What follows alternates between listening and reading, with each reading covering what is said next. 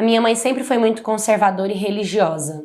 Sempre foi bastante criteriosa e fechada. Nunca foi uma mãe de dar tanto apoio.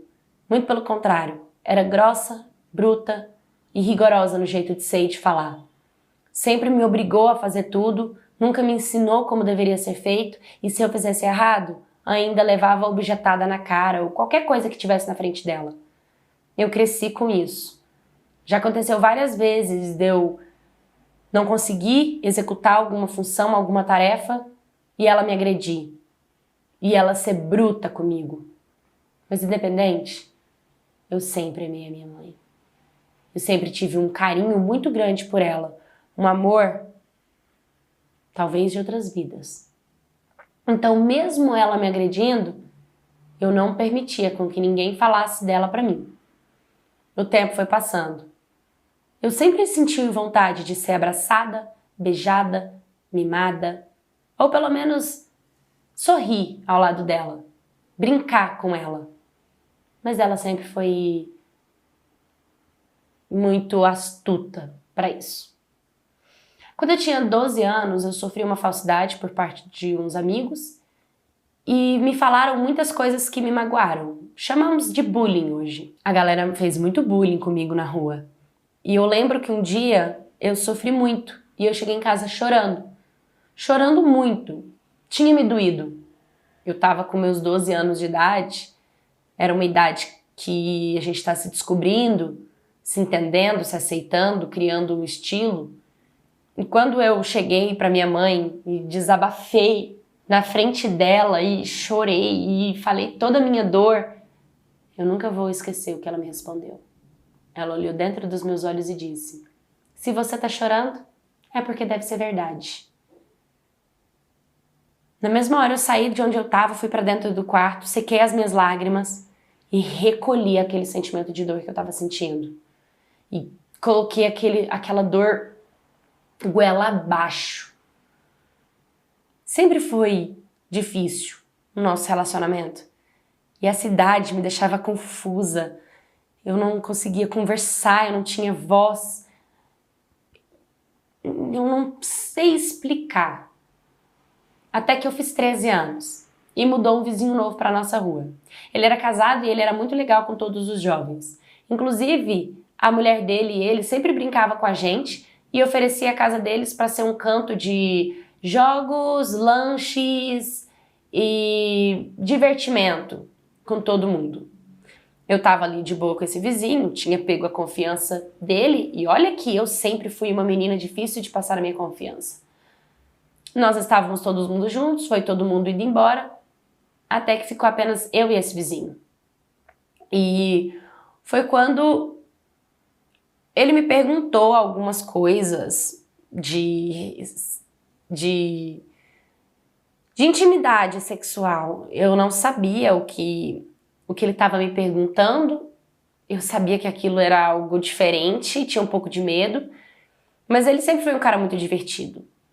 E ele veio e começou a fazer um sexo oral em mim. E ele fez. E eu não tive nenhuma reação. E eu também não senti nada. Além de um pouco de nojo do que estava acontecendo.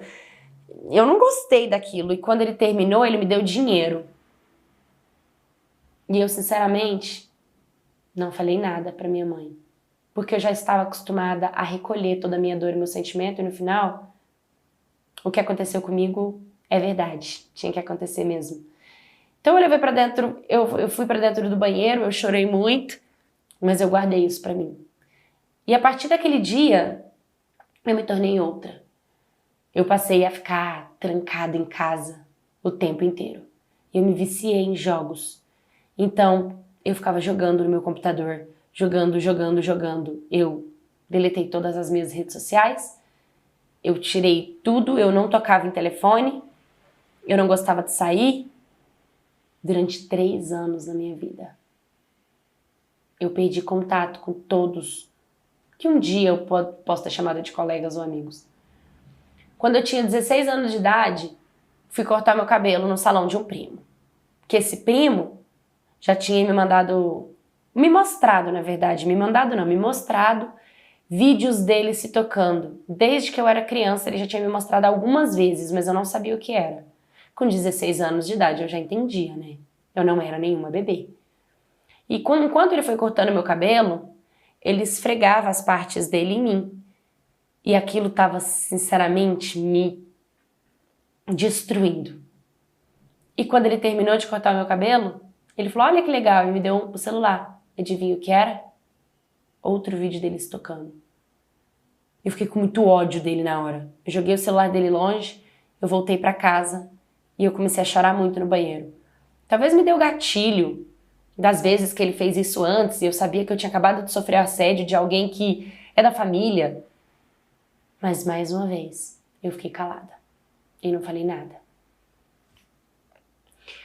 Até que com 17 anos de idade, eu fiz uma amizade que eu consegui contar tudo para esse amigo. Eu consegui me abrir. Digamos que ele foi meu primeiro terapeuta pessoal. Ele foi alguém que não me julgou, que sempre cuidou de mim, me protegeu e conseguiu a minha confiança como um homem. E eu pedi pra minha mãe deixar com que a gente fosse andar na praia, na orla. E eu fui comunicar a ela com 17 anos de idade. Ela me veio com um papo de: não, eu não conheço ele, é perigoso. Na hora eu não aguentei e falei pra ela tudo. Falei, perigoso? Eu sofri assédio com 13 anos de idade, um vizinho. Eu fui me cortar o meu cabelo no ano passado e aquele nojento do meu primo fez. Acabei desabando, desabafando, falando. Na hora minha mãe não quis envolver polícia. Era melhor. Passou muito tempo, não tinha muito o que fazer. Mas abraçada também não fui, amada também não. Hoje minha mãe é cristã. Ela é da igreja. E ela, com 15 anos, me fez ir para a igreja e me batizou à força. Mas nunca mudou nada dentro de mim. Eu tenho fobia social. Eu detesto ficar perto de muitas pessoas. E eu também sinto que eu tenho um transtorno de personalidade. Ao mesmo tempo que eu gosto, eu odeio. Mas o mais bizarro de tudo é que durante a noite eu sempre penso que eu sou assim por culpa dela. Foi tudo culpa dela. Muitas vezes eu já questionei por que ela nunca me amou. Por que ela era minha rainha, minha princesa e nunca me defendeu. Por que ela nunca me abraçou. Por que ela nunca me protegeu. Porque ela fez eu engolir as minhas dores. Eu sou assim por culpa dela. E às vezes eu tenho vontade de matar ela para me vingar. Às vezes eu fico planejando como seria se minha mãe morresse. Às vezes eu fico pensando qual seria o melhor tipo de morte. Isso dói em mim. Eu não quero pensar isso, logo eu tento me corrigir, mas é como se alguma coisa interna falasse. E tem razão. O meu interno tem razão. E muitas vezes eu planejo a minha própria morte também. Eu penso em me matar. Eu só não sei porque eu não faço. Mas eu ainda sou doente, preciso de cura. Oi, My Cats, tudo bem com vocês? Bom, mesmo jeito que um amor de uma mãe pode moldar um filho, a rejeição de uma mãe também. Isso significa que quando uma mãe ela dá amor, carinho para um filho, ela dá voz para essa criança ela tem um lar confortável para ela se tornar um adulto de sucesso, um adulto preparado para lidar com frustrações de fora, né? Para lidar com quesitos pessoais, lidar com profissionais, lidar com outros tipos de pessoa. Agora, quando essa criança dentro do lar dela, ela não tem voz, ela não é escutada pelos pais, ela é rejeitada, ela se sente culpada de tudo que é errado que acontece com ela, primeiro ela vai estar sempre vibrando nessa frequência do medo, vergonha, culpa e raiva, então mais coisas vão estar acontecendo com ela durante a vida dela, porque ela está nessa energia, então ela vai estar vibrando e atraindo essa energia. E o pior é que quando acontece o que aconteceu com essa garota, que ela começa a entender que é por culpa da rejeição da mãe que ela desenvolveu esses transtornos, pode acontecer esses pensamentos maldosos. E mais difícil de tudo é que, como a mãe não dá o apoio, ela não está frequentando um psicólogo, ela não está fazendo um tratamento, ela não está fazendo uma terapia, ela não está buscando a cura, né? A mãe não está trazendo solução para o psicológico do filho. Tem muitos pais e mães que são narcisistas. Eles não enxergam a necessidade do filho, eles enxergam a sua própria necessidade, ignorando totalmente o que está debaixo do próprio nariz. Depois vocês dão uma pesquisada sobre mãe narcisista, que é muito divertido falar sobre isso. Por quê? Divertido porque o assunto é legal? Não. Divertido porque você entende a sua mãe e o seu pai e passa a tomar controle sobre a sua vida, não baseado no seu passado, entendeu? E sim no que você quer para o seu futuro. Por quê? Porque essa síndrome, o que essa menina tem é depressão.